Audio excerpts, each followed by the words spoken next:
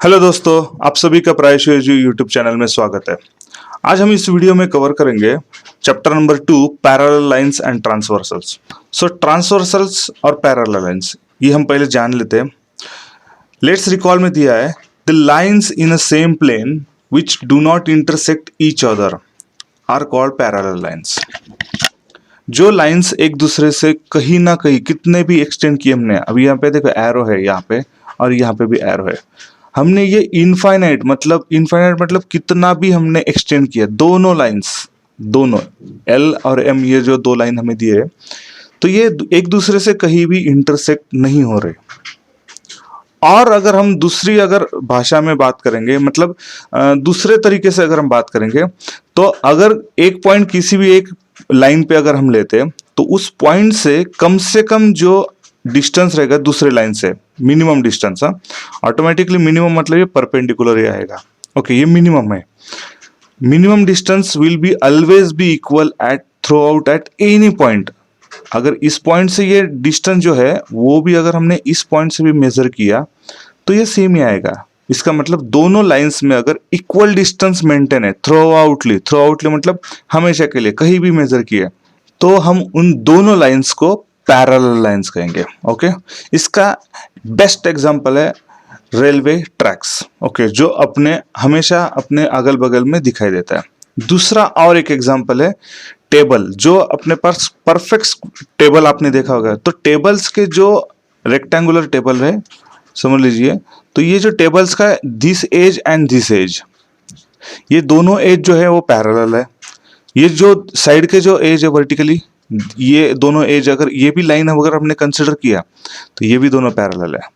कोई भी रेक्टेंगुलर चीज, फिर आपका टेलीविजन भी हो, अगर ये आपका टेलीविजन है समझ लीजिए इस तरह से, तो इस टेलीविजन का ये टॉप एज और बॉटम एज ये दोनों है पैरेलल।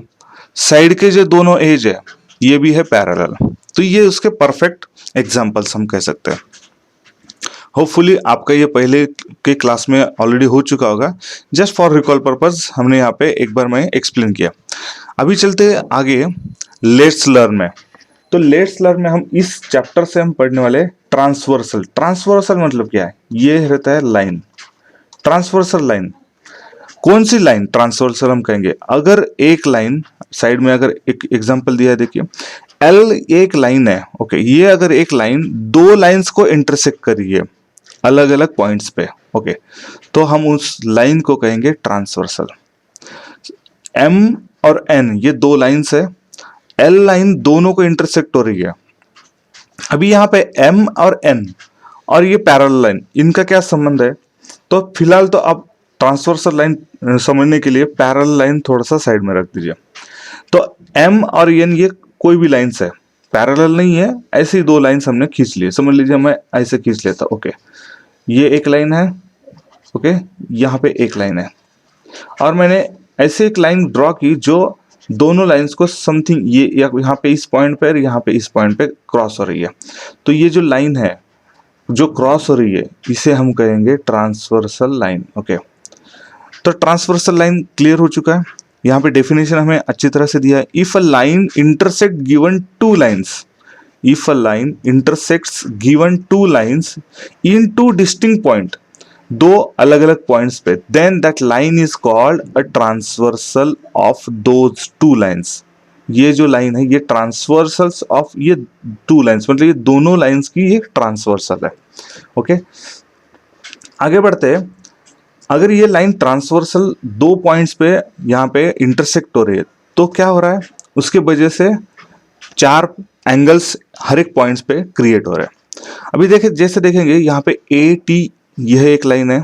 ओके, मैं इसी के ऊपर जस्ट ड्रॉ करने की कोशिश करता हूँ, मेरे इतने परफेक्ट हाथ से नहीं हो रहा, मगर आप समझ सकते हैं कि ये ए टी ये जो एक लाइन है ये transversal line of line P Q and line R S. Okay, इन दोनों लाइंस की ये एक लाइन है और एक लाइन है। ओके, मैं जस्ट शो करने के लिए यहाँ पे एरो दिखा है, तो पी क्यू ये एक लाइन है और आर एस ये एक लाइन है। इन दोनों लाइंस को ये ट्रांसवर्सल क्रॉस रही है अलग अलग इंटरसेक्शन पॉइंट से। तो यहाँ पे एक एम पॉइंट क्रिएट किया जो है पी क्यू के ऊपर, और एक एन पॉइंट है जो है आर एस के ऊपर। अभी इसके वजह से हर एक पॉइंट के यहाँ पे 4 पॉइंट्स, 4 एंगल्स क्रिएट हो रहे हैं। देखिए एम पॉइंट जहाँ पे इंटरसेक्ट हो रहा है यहाँ पे 4 एंगल्स क्रिएट हो रहे हैं। दिस इज अ 1, ओके मैं यहाँ पे काउंटिंग लिख रहा हूँ, दिस इज अ 2, यहाँ पे दूसरा एंगल, यहाँ पे 3, और यहाँ पे ये 4 एंगल्स हो रहे। सेम वैसे ही पॉइंट एन पे भी क्रिएट हो रहे, यहाँ पे 1, यहाँ पे 2, यहाँ पे 3, यहाँ पे 4। ओके तो टोटल कितने बन गए? 4 + 4 8 एंगल्स बन गए। ओके तो अभी इन 8 एंगल्स का कुछ ना कुछ तो एक दूसरे से रिलेशन हम कर सकते हैं, या तो हम उसे पोजीशन के हिसाब से हम उसको नामकरण कर सकते हैं। नामकरण मतलब उसको कॉलिंग कर सकते हैं, कुछ ना कुछ तो हमें उसको नोटिफिकेशन तो देना होगा।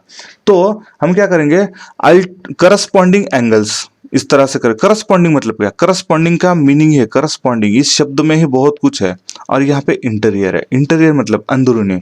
ओके और करस्पॉन्डिंग मतलब एक ही तरीके से यार एक ही सीक्वेंस में आप कह सकते हैं। तो मतलब क्या है, अगर समझ लीजिए ये यहाँ पे एक पॉइंट है, ये एंगल नंबर 1 जो हमने काउंट किया था, यहाँ पे देखिए ए एम पी। ओके ये जो एंगल है ए एम पी।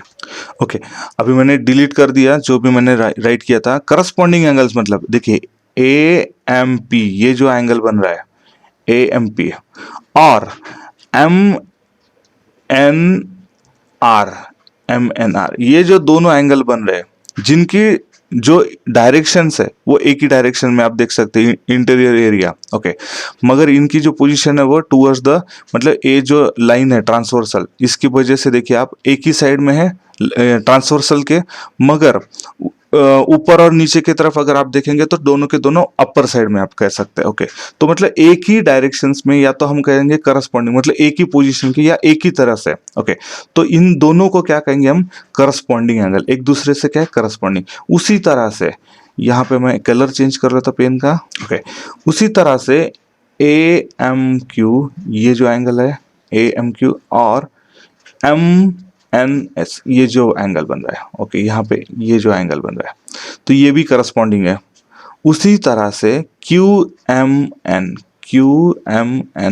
ये जो एंगल है, ओके, और एस एन टी यहाँ पे ये जो एंगल है ये एक दूसरे से करस्पॉन्डिंग है। सेम पी एम एन मतलब this angle, and R N T मतलब दिस एंगल एक करस्पॉन्डिंग है।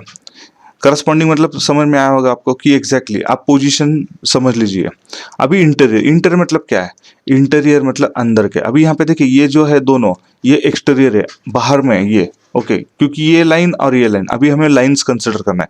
पी क्यू लाइन और आर एस लाइन आप कंसिडर कीजिए। ओके उस हिसाब से यहाँ पे इस साइड्स में और इस साइड्स में ये बाहर में, मगर ये यहाँ पे देखिए ये पी एम एन ये अंदरूनी है। ओके उसी तरह से एम एन आर यहाँ पे ये अंदरूनी है, एक ही ट्रांसवर्सल के एक ही साइड में, या तो लेफ्ट साइड या तो राइट साइड। हम लेफ्ट साइड में अगर कंसिडर करेंगे तो ये this point this angle and this angle are interior angle. उसी तरह से क्यू एम एन यहाँ पे this side and M N S this side, तो ये दोनों लाइंस के अंदरूनी और ट्रांसवर्सल्स के दिस डायरेक्शंस में या तो राइट साइड में हम कहेंगे। तो ये अंदरूनी जो एंगल है इसे हम कहेंगे इंटीरियर मतलब अंदरूनी एंगल। ओके तो मुझे लगता है कि आपको समझ में आया होगा। यहाँ पे वही मेंशन किया जो मैंने आपको एक्सप्लेन किया, आप फिर से उसको आपके बुक से टैली कर सकते हैं। सबसे इंपॉर्टेंट है अल्टरनेट एंगल। अल्टरनेट एंगल मतलब क्या है? अल्टरनेट एंगल में 2 टाइप्स है, एक इंटीरियर अल्टरनेट एंगल और एक्सटीरियर अल्टरनेट एंगल। तो इंटीरियर अल्टरनेट एंगल और एक्सटीरियर इसमें बहुत सा मीनिंग है। इंटीरियर में कुछ एंगल्स है और एक्सटीरियर में, तो दोनों की हम डेफिनेशन देखें। इंटीरियर में क्या है? तो P M N and M N S, P M N मतलब दिस एंगल और एम एन एस मतलब दिस एंगल। तो ये हो गए इंटीरियर, दिस एंगल और दिस एंगल। देखिए ट्रांसवर्सल के एक साइड का एक एंगल और ट्रांसवर्सल के अनदर अपोजिट साइड का एक एंगल, मगर इंटीरियर में दीज आर द अल्टरनेट। अगर समझ लीजिए हमने ये एंगल कंसिडर किया जो है एक्सटीरियर में ए एम पी, तो हम क्या करना है, ट्रांसवर्सल जो है उसके ऑपोजिट साइड में जाना है, मगर जो दूसरा लाइन है दूसरे लाइंस के एक्सटीरियर में होना। मैं फिर से दोहरा रहा हूं, देखिए यहाँ पे हमें लाइन भी कंसिडर करना है और ट्रांसवर्सल भी कंसिडर करना है। ट्रांसवर्सल के एक साइड का जो भी एंगल है, अगर हमने एक्सटीरियर कंसिडर किया तो दूसरे लाइन के साथ ट्रांसवर्सल ने बनाया हुआ ट्रांसवर्सल के दूसरे साइड में, यहाँ पे लेफ्ट साइड में समझ लीजिए तो हमें राइट साइड में जाना है, मगर हमें एक्सटीरियर ही कंसिडर करना है। देखिए यहाँ पे मैं ई लिख देता हूं, आपका एक्सटीरियर एक्सटीरियर, ओके एक्सटीरियर, यहाँ पे है इंटीरियर, ये इंटीरियर, ओके। अभी ये है ट्रांसवर्सल, ये है लाइन 1, ये है लाइन 2, ओके।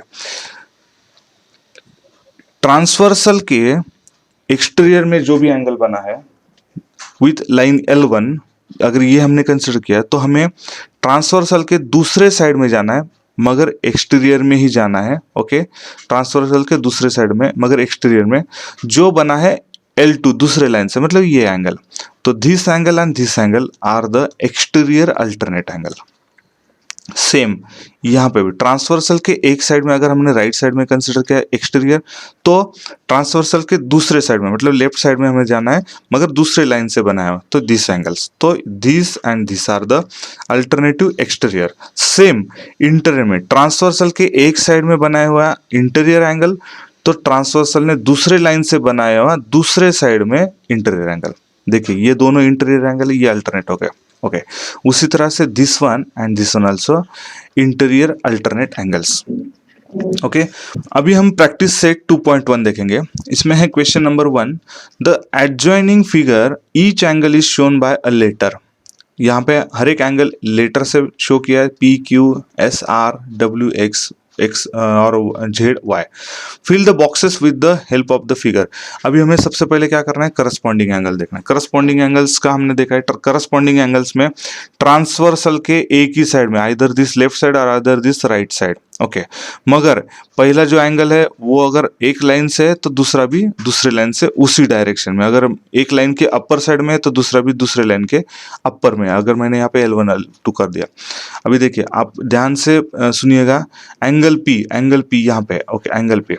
तो एंगल P का करस्पॉन्डिंग का फिर से मैं एक बार दोहराता हूँ। करस्पॉन्डिंग मतलब ट्रांसवर्सल के जो साइड में है, अभी यहाँ पे लेफ्ट साइड में है P, ओके। तो हमें क्या करना है, ट्रांसवर्सल का लेफ्ट साइड ही कंसिडर करना है, मगर लाइन जो है लाइन चेंज करना है। मतलब यहाँ पे L1 से तो L2 से कौन सा है, दिस लाइन, तो यहाँ पे दो आ रहे हैं, तो हमें इन दोनों में से कौन सा चूज करना है।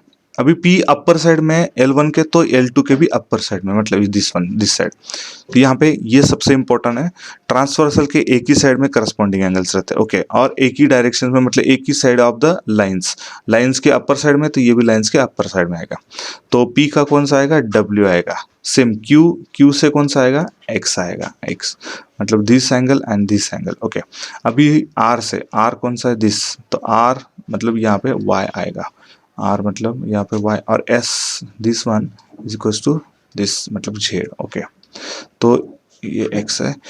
इस तरह से बाद में इंटीरियर अल्टरनेट एंगल, इंटीरियर मतलब अभी S से इंटीरियर अल्टरनेट मतलब यहाँ से इस डायरेक्शन, मतलब ऑपोजिट। ट्रांसवर्सल का हमें दूसरा साइड कंसिडर करना, मगर इंटीरियर इधर, तो S का कौन सा होगा, ये X हो गया। तो S के लिए X और W के लिए R, ओके। क्वेश्चन नंबर 2 हम देखते हैं, observe the angles shown in a figure and right the following pair of the angles. Interior angle कौन कौन से, तो इंटीरियर एंगल्स है, यहाँ पे पेयर्स लगाना है हमें। तो इंटीरियर अल्टरनेट एंगल, तो इंटरनेट एंगल B और H, ये दोनों अल्टरनेट एंगल हो गए। So angle B angle H, okay. उसी तरह से एंगल C एंगल E, यहाँ पे मैं कॉमा देता हूँ, एंगल E, ओके।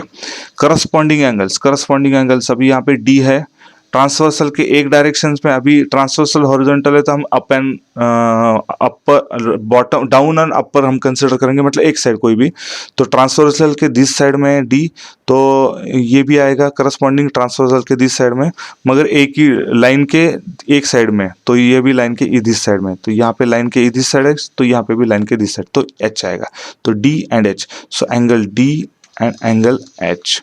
उसी तरह से एंगल सी और angle G, angle C and angle G. उसी तरह से angle A and angle E, बाद में है एंगल बी और एंगल एफ। ओके, अभी हमें और पूछा है इंटीरियर एंगल्स। इंटीरियर एंगल कौन कौन से है, तो इंटीरियर एंगल्स हमें कंसिडर करना है। Interior angles B and E है, B, angle E, angle C, angle H. ये चारों जो है ये इंटीरियर एंगल्स है। ओके, तो यहाँ पे इंटीरियर एंगल सिर्फ पूछा है तो हम सिर्फ इस सबका लिस्टिंग कर सकते हैं। तो ये है क्वेश्चन 2।